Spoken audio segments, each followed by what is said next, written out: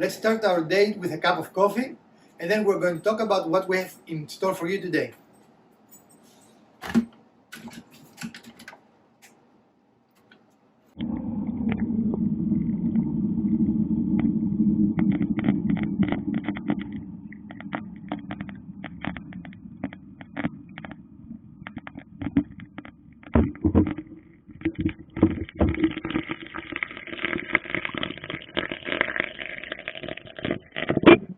The funny thing is that this is supposed to be fast, right? Yes, fast, single cup brewing. And I take a little bit of milks with my... You take a little bit of coffee with your milk.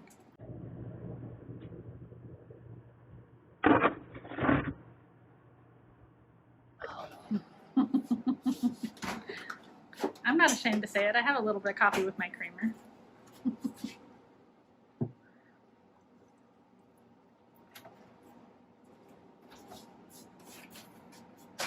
All right.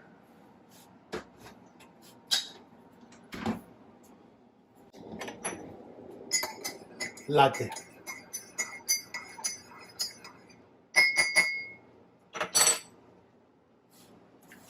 Is this the right way to do it? No. So the absolutely correct way is to buy a thicker board. The wider board. Right, a wider board. It is not necessary. So even though it is not the right way, it is a right way, right? Hello friends, and welcome to another episode of the Urban Homesteading channel with Professor DIY, me, Mrs. DIY, somewhere in the property, and Elpida behind the camera. Today is another not very hot but rather humid day in beautiful North Carolina, USA. So we are going to try and tackle some projects that we have had no opportunity to finish, and we're going to take you along today to show you a typical day in the homestead. Stick around because you are my favorite viewer, and this is going to be a very good episode. So today we're going to do some carpentry, some painting, and some plumbing. Right, Elpida? Yeah. It's going to be fun and easy. It will not be a project, but will be 3 projects that all 3 are going to improve the look and value of our home. Any of those 3 projects will be easy for you to follow. Clearly we have to do this again. So one of the things we have to do that we have neglected is, since we work on the steps, we have this area here that it is lower than we need it to, right? So we're going to have to seam underneath it to bring this piece up. And the first thing we have to do is to figure out what that dimension is, right? And let's figure it in both directions, and it is the same. Okay, excellent. Right, now what? Now I trust your superior cinematographic skills. Oh, that's good, because I was looking at that, but I was not cinematographing. Cinematographing? Yes. The thing is hard for me. You need The to things move we it do that for... way. I need to move what that way? Your gauge needs to go that way a little bit, Why? because you're not lined up with the... I need to be in there, right? Yeah, but you want to have the edge of it on the far edge. Yeah, there you go. Now here, why don't you camera and I will fix. Why? Because... Well, yeah, it's easier that way. That's what I was saying. Smarty pants. So what we're doing is we took the measurement for our thickness, and we are going to set our saw to cut that thickness. I think that's good enough there. Okay, I think so. And we're going to do a test cut to try it. Alright, test cut. We like test cuts. I don't know if we like them or not, but There we go. did we record anything? I don't know what you're doing. Yeah, we were just all over the place. You'll have fun with editing that. Ah, I see. Yeah. I love it when you try to make my job easier. Yeah, I'm making it easier because we're still rolling. What's the piece that you're cutting? I want to do a test piece first. Okay. So, this is a thin thing, so I need a... You need a pushy? There's our saw on. What's happening? The saw is not coming on. Did you break it, Elpida? You have to plug it in, man. Oh man, I thought it was wireless. Power tools require power. When they are going to make wireless as power we tools? keep finding out. Okay. Let's plug it in and then we'll continue. Okay. With power restored,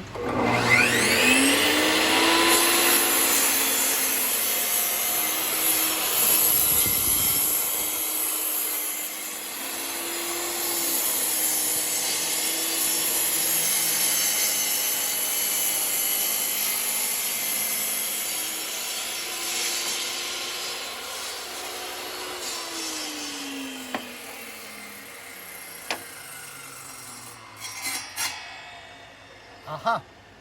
That was some kickback. So now we're going to take this. It wasn't really a kickback, but that's why I'm always on the side. You know, I'm never behind here. Right. Otherwise, you'd have gotten poked. Well, technically, it is not a kickback because the blade was never pinned. A kickback is when the blade is pinned. Ah, okay. So what's that called then? This is just the blade throwing something back at A you. throwback. Because it loves you. A throwback. Yeah, it tries to get your attention. Okay. Here we go. All right. So here is our piece. And it's not bad, but I think it can be a little better, right? Right. Right. Can it be a little better? Of course it can be a little better. Are you sure? Yep. There you go. Perfect. Ah, okay. We were prepared. Perfect. Perfect. Perfect. Excellent. And what we didn't prepare is to bring a measuring device. For like the third time. Yeah. I'm doing what I thought was my final cut, but I only calculated one of the dimensions instead of all three. So while my thickness is good, my width is totally not good, as you're going to see in a little bit. So make sure you have all your dimensions dialed down and you know exactly what you need to cut before you start cutting. No harm done, but a little bit of wood was wasted, and that is not good ever. So this is our piece, and as you can see from the green tint on it, it is pressure treated. Because it's going to be outside, even though we're going to paint it, we prefer pressure treated outside. It is not necessary. In other words, a lot of things, most of the house is not pressure treated, but because it's painted, it doesn't rot, right? But I prefer pressure treated. Call me strange. Okay. Now this would be pretty straightforward. We'll put it in and then we're going to tack it with brad nails. Lessons learned, don't be stupid. No. When you cut a three-dimensional piece, you need to account for all three dimensions, right? We accounted for two on this one, our length and our depth, right? What we did not account was our width. And you might wonder, what is the big deal? This is the correct piece. Details. This is wrong, right? this is right. Yeah. So now we're going to do a dry fitting, and if everything is correct, we're going to assemble. So our next step is to clear any debris that exists already, and we're going to start by using a little blower.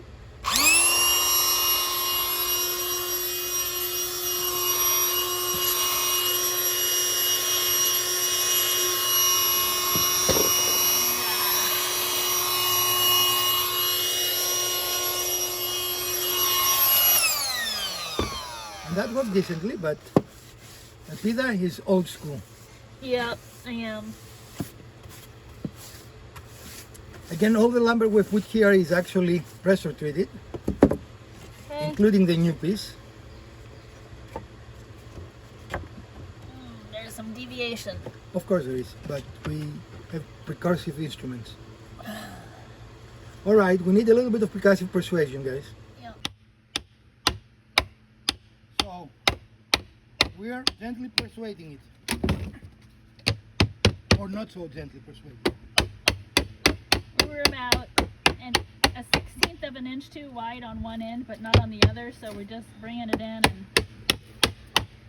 tapping it out like that. And my foot is here for some pressure to keep it down. Slow down, slow down. Whoa, there you go, there you go. Okay, Okay, so now we need to... now it is in. So as you can see, we are holding the gun sideways, not straight down. It is a myth that you want to put fasteners down. You do not. You get much more holding power when you're sideways, right? And now, Elpida, can you check that everything is flush? There's,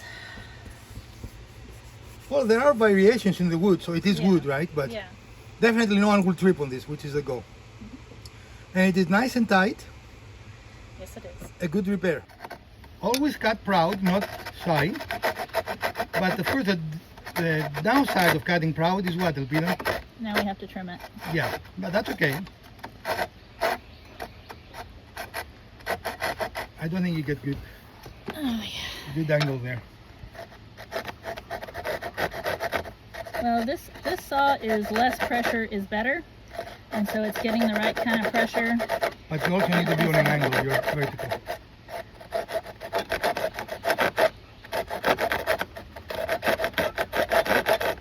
Excellent.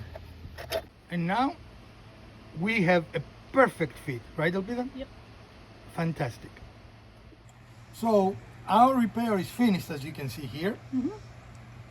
Now keep in mind there are minor variations of the thickness of wood, so you will never have it perfect. It is just not possible. But no one can trip on this, right? This is very safe. And because this is pressure treated, it will not go bad. And once it dries, again, pressure treated wood is wet. You should not paint over it, right? You have to let it dry out in the... Right. So once it dried, really you need to let it dry for 2 months, but we probably won't wait that long. Right. Once it is dried, we're going to stain it and you will never know it was there. Is this the right way to do it? No. Now, this is much better than it was before, right? It is solid wood, it is not rotten, it is not going to go anywhere. It's very secure. However, we did it this way to utilize material we had and for economy. The wider boards are much more expensive, like by 2 or 3 times more expensive, which makes no sense, Right. especially when we need just a small part of it, right? So the absolutely correct way is to buy a thicker board, The wider board. right? A wider board, I'm sorry. But it is not necessary. So even though it is not the right way, it is a right way, right? It is not the perfect way to do it. Ideally, you would do it with one big piece versus this, but this is totally acceptable. It is structurally sound. In fact, it's more structurally sound because we put a support, if you remember, where it was Oh yeah, not we one had to before. go. When we Right. pulled off the rotted out step underneath, there was no supporting board, so we had to install that. Yeah. Which probably is why it rotted, because the water was pooling underneath too, which was not painted, right? Right. So now it will not rot. I'm confident of that. Okay. And when you paint it, I think it will just disappear. You won't even know. It'll all blend. Yeah. So, not the right way, but a right way. Does that make sense? Is that our title? Not the right way, but a right way? How about that? That's that. Yeah. Well, folks, let's continue. So they say it is not the heat, it is the humidity. And today we must agree, right, Elpida? Yeah. It is actually very pleasant outside, and when it has even a light breeze, it feels fantastic. But the moment it is still, oh my God, it is horrible. So it is the humidity. And for small jobs, this works quite well.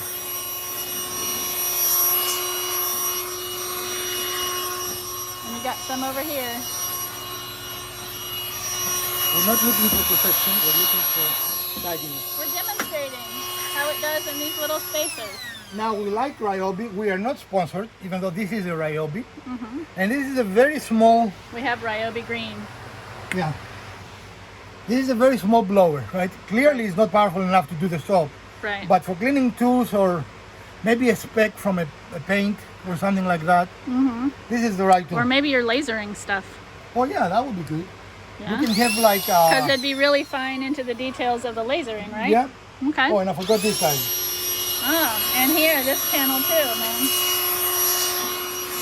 All right. So one of the DIY, I guess, downsides is that because we do that when on the weekends when we have time, right, when people are not at work, sometimes the weather interferes. So last time when we were trying to paint this door, it started raining, which resulted in a very interesting paint job, Yep. Yep. which we could leave like that for character, but Mrs. DIY insists not to. Uh-huh. So today we're masking things and we're going to finish painting this door.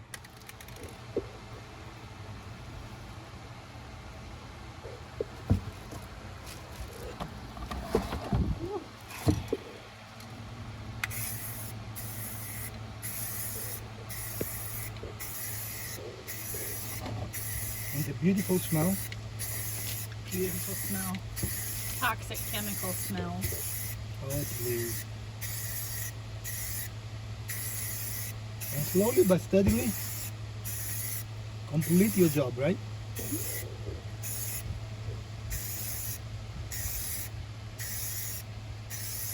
And now it looks red, because it is. Not red-green. Is red-green a color? Red, green. I don't think so. Okay, we'll come back and show you the finished project. Yep. And now we have a very boring but uniform-looking door, right? Yep. We're going to remove the tape from the glass panes, and this project will be done. Well, and the tape from everywhere else too. because this was a pretty big taping project to Right. make sure that the overspray didn't get anything we didn't want red. Right. But otherwise, the door looks fantastic. Yep. And now that this paint has dried, we are doing the reveal of how nice and crisp those paint lines are going to be.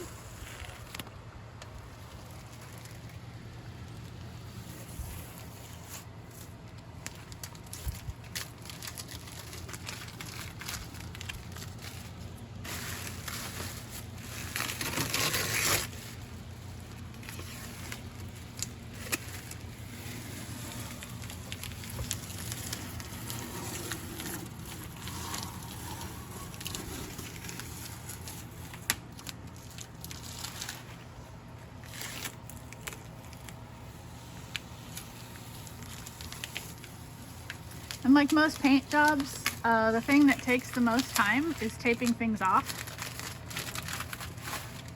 because that can be very detailed, and it just takes time to get it right so that your lines are crisp and you don't have paint where you don't want paint to go. Exactly. But it really is worth it to take your time masking it off, because paint where you don't want it is the opposite of what you wanted to accomplish with your paint job. All right.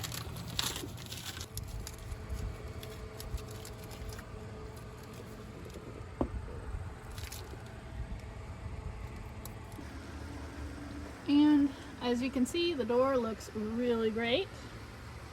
Everything is crisp and clean. You're going to see some tape here in these bottom windows, and that is because we taped off the other side to provide a coat of paint on the inside as well, just to touch that up.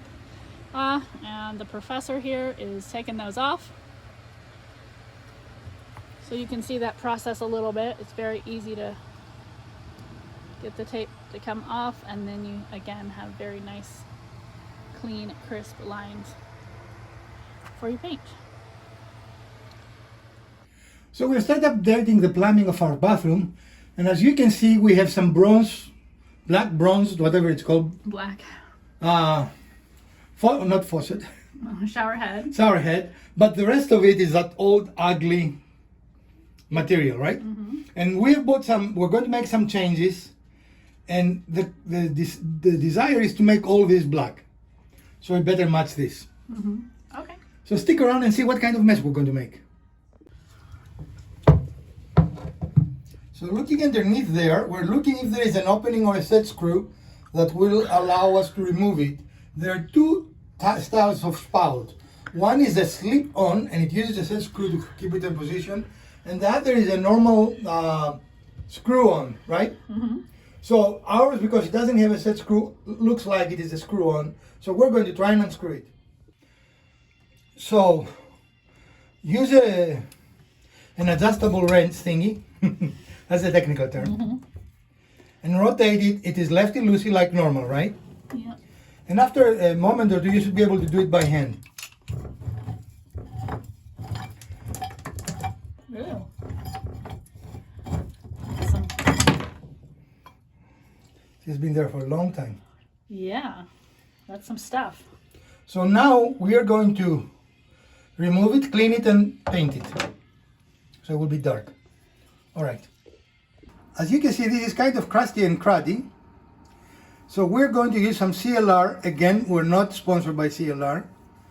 We're going to clean it a little bit, and then we're going to use some high grit paper to scrape it so the paint will adhere to it better.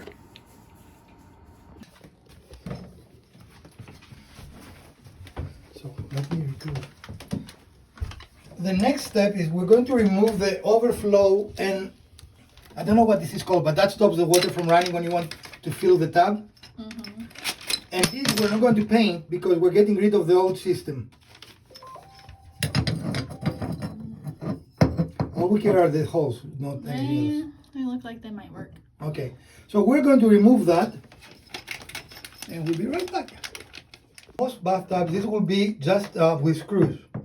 And now Elvita doesn't know that, but when you remove it, it's going to have a rod. You're going to have to pull it out, and And then you will have to wait and wait. You have to take all of the things out. Okay? So you see the rod here? Mm-hmm. There you go. And mine needs a little finagling. And this is what stops the water from going in and out. And in our case, we're replacing it with a push button style. Okay. So this will be thrown away. These are supposed to be universal, so let's find out if they are. Right? Mm-hmm. Now again, the function of the old one did both functions. One is an overflow. If something is stuck in your bathtub fills. Mm-hmm. And the other, of course, was to open and close the valve for draining the bathtub. For now, this bathtub doesn't have this functionality because we removed it. And is that also a flat or not? Nope, this is a Phillips. Mm. Mm-hmm.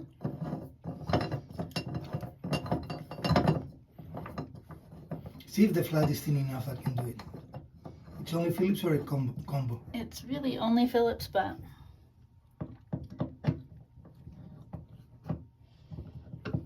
It doesn't have to be very tight. that's what I'm saying. I can just use this to just there. Okay, and now the safety mechanism, which is the overflow, works. And again, you see how this was? It was not solid, so the overflow will go through. Mm-hmm. If something was wrong. Okay. Our next step is the drain, and again, it's a similar thing. You're taking out a little screw. And see if that's gonna go, but it's there for years, so. Popped very easy. Okay. Okay. So the upgrade has continued. We tested it and this works.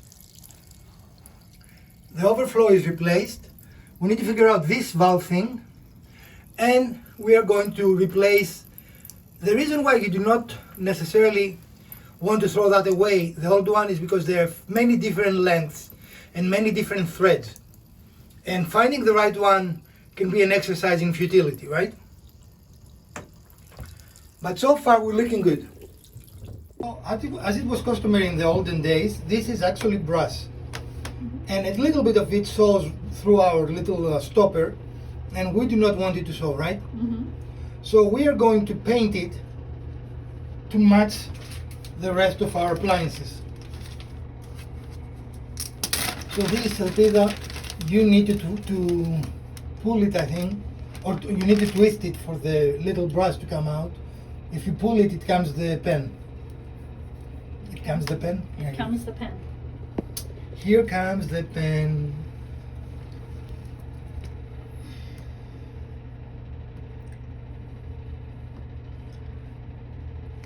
Stop for a second.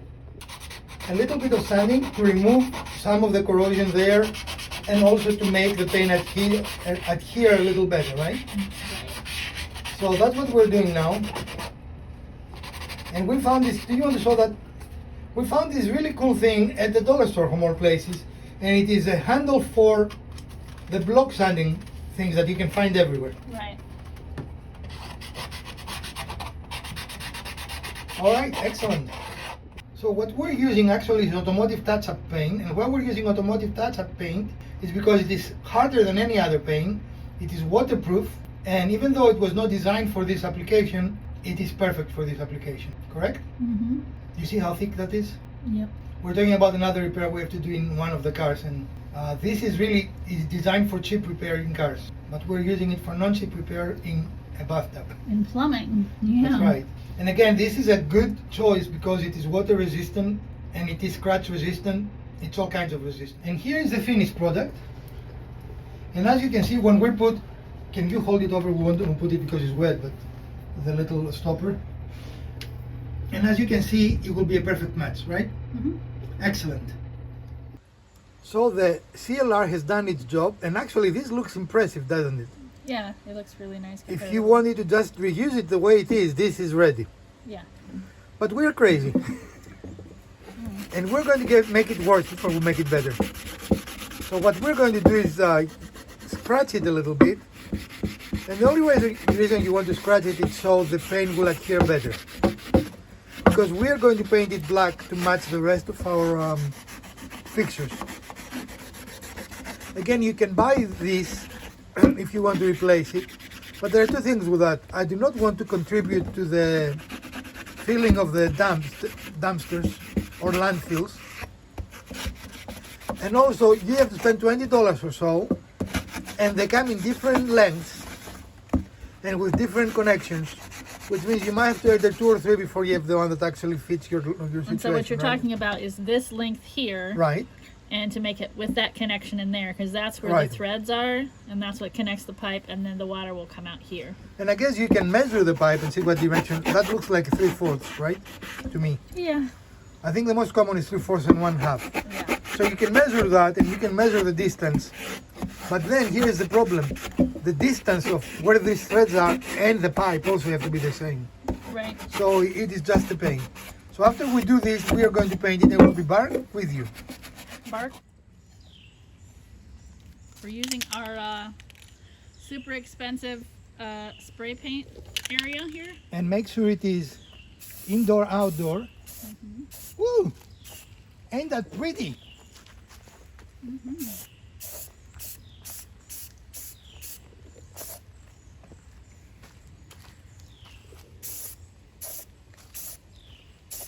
And I'll probably do a couple, you think?